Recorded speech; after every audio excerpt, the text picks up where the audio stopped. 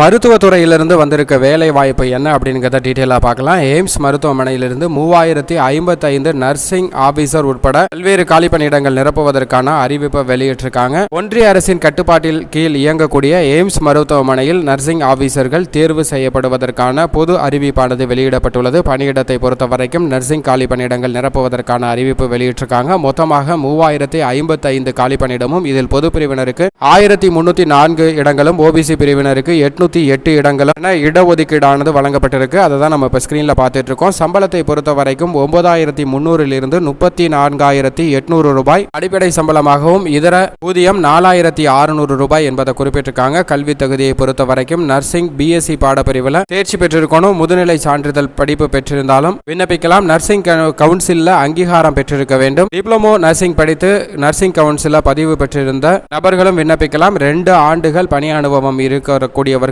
விண்ணப்பிக்கலாம் அப்படிங்கிறத குறிப்பிட்டிருக்காங்க. வயது வரம்பை பொறுத்த வரைக்கும் 5/5/2023 தேதியின் அடிப்படையில் 30 வயதிற்குள் இருக்க வேண்டும். இடஒதுக்கீடு பிரிவினருக்கு வயது வரம்புல தளர்வு அளிக்கப்பட்டுள்ளது. விண்ணப்ப கட்டணம் பொது பிரிவினருக்கு 3000 ரூபாயும், ST/ST பிரிவினருக்கு 2004 ரூபாயும் விண்ணப்ப கட்டணம். தேர்வு செய்யும் முறையை பொறுத்த வரைக்கும் எழுத்து தேர்வு மற்றும் நேர்முக தேர்வு அடிப்படையில் தகுதியான நபர்கள் தேர்வு செய்யப்பட உள்ளனர். ஜூன் 3 தேதி எழுத்து தேர்வானது நடைபெற இருக்கிறது. விண்ணப்பிப்பதற்கு அபிஷியல் இணையதளம் aims exams.ac.in என்ற இணையதளத்தில் விண்ணப்பிக்க வேண்டும்.